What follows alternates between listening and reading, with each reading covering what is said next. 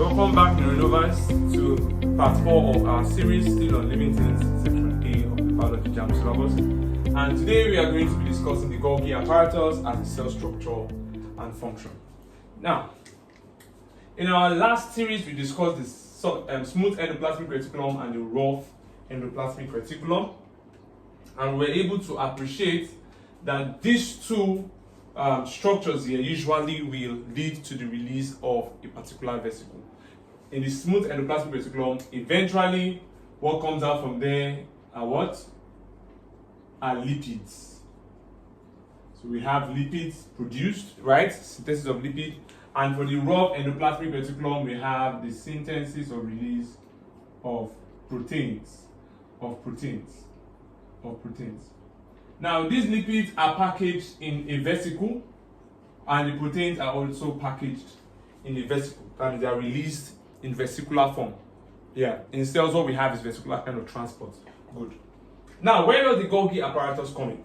The Golgi apparatus is a structure that performs functions associated with the receiving of whatever has been released by the smooth endoplasmic reticulum and the rough endoplasmic reticulum. So the smooth has produced the lipid.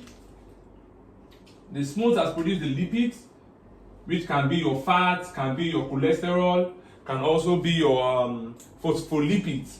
While the rough endoplasmic reticulum has synthesized the protein.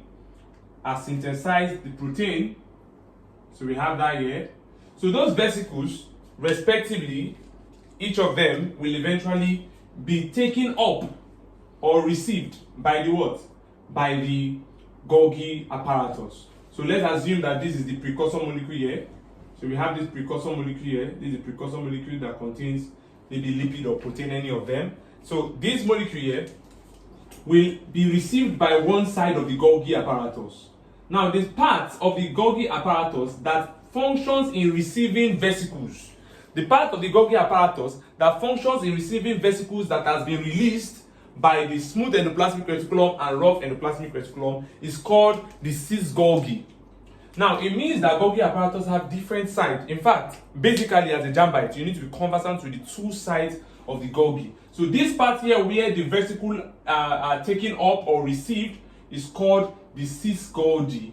So they call it the cis Golgi. If you are conversant with your organic chemistry, you must have heard of cis and trans in geometrical isomerism. So that terminology is what we're using here. So we have the cis Golgi, and then the molecule that has been taken up by the cis Golgi will then travel through the Golgi apparatus, and some things are going to happen to it, which we're going to discuss later on.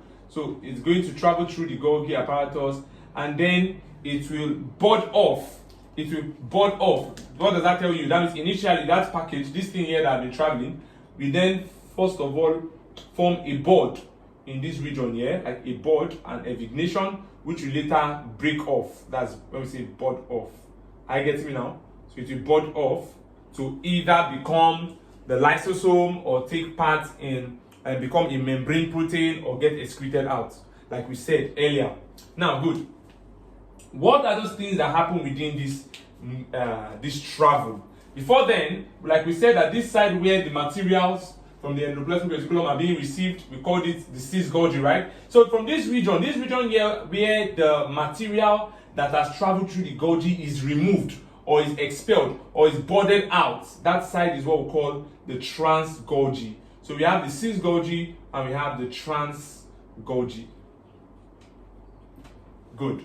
So JAMB asks you, which of the following represent the region in the Golgi apparatus from which materials are taken up or vesicles are taken up? The answer is cis Golgi. From which regions are materials released from the Golgi apparatus? That's trans Golgi. So you don't have a problem, you just have to make sure you master and you stay conversant with the concept. Alright, so as I was saying, when I was doing my description, I said that while this vesicle is taking up and traveling through a certain number of things will be happening to it, right? Those constitute part of the functions of the Golgi apparatus. So here now, we've been able to establish that Golgi apparatus will do one of the functions of what? Of receiving vesicles. It will receive vesicles, right? From the endoplasmic reticulums. Another function it will do Idea now, while it is traveling through this place, is what we call modification. So that came out in the JAMB past questions, and it comes out repeatedly most times every year, where they'll be asking questions like which of the following is the function of the Golgi apparatus. And then the one many people are conversant with, the majority of students are conversant with, is what? Is the fact that it does the function of transport and packaging, distribution as well. And then they're not conversant with the fact that this guy also does modification. You see JAMB asking you which of the following cell components is responsible for phosphorylation. The answer is Golgi apparatus, because that's the modification process. So this modification here, we have two major kinds of modifications that are very common. Are you getting me? And that commonly happens in the Golgi apparatus. Are you there now? Two major modifications that usually happen in the Golgi apparatus. One of the modifications you have glycosylation. You have glycosylation, which we've discussed earlier. What is glycosylation? Where carbohydrate molecules or glucose is what? Is conjugated with protein molecules. It also happens in the endoplasmic, in the Golgi apparatus. Then what's the next one you have there? Phosphorylation. Phosphorylation. So phosphorylation is just about the addition of a phosphate to what? To an existing compound. Probably you had ADP, adenosine diphosphate, which is common, right? This ADP now turns into ATP. Check the name, adenosine diphosphate, right? And the common one you used to call right from SS1, adenosine triphosphate. The difference between these two is that this is diphosphate, 2 phosphates. This one is how many phosphates? 3 phosphates. So what do you see happened when this compound turned from ADP to ATP? What happened was what? Was phosphorylation. There was an addition of the phosphate to this ADP to make it an ATP. That is what happened there. Who does that? The Golgi apparatus. Are you getting the concept now? So the Golgi apparatus does the function of what? Of the modification. Good. Now, another thing again that the Golgi apparatus will do is to package. The molecules. It performs the function of packaging molecules. So this is what happens. Why the molecules have been modified while they are traveling here, maybe they've experienced glycosylation, they've experienced phosphorylation. Even this glycosylation, there are 2 types. You understand? You never can tell what JAMB might ask you, but let's just mention those 2 types. There are 2 major types of glycosylation. You have the N type and you have the O type glycosylation.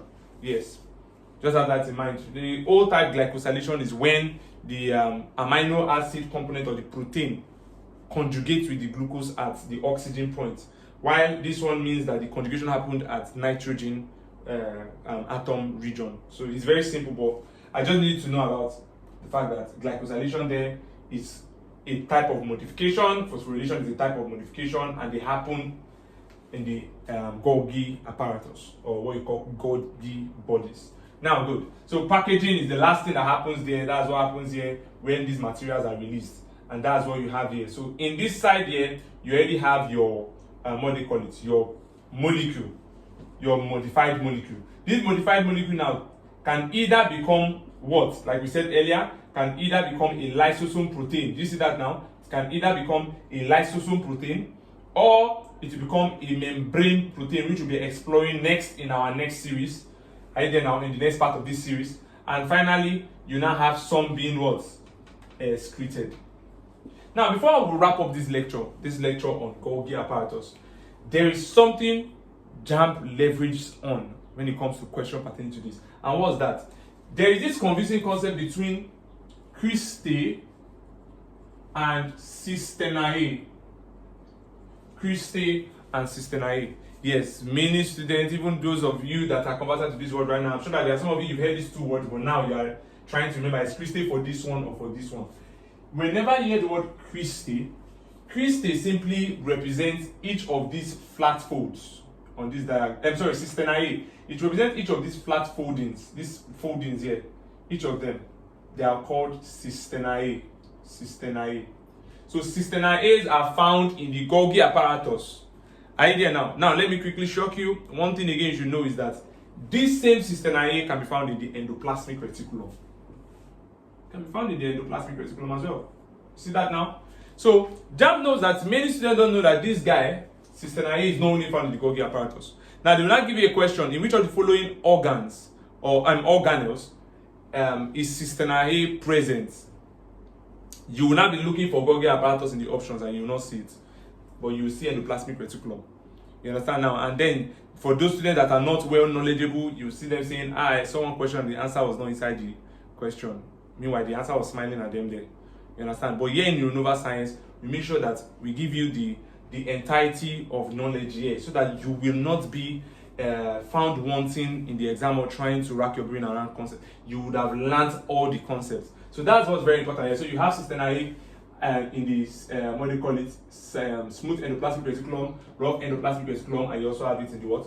Golgi apparatus. And remember I said it is a what? It's a flat surface. So it's just a flattened, curved surface there. So each of these represents each Cisternae.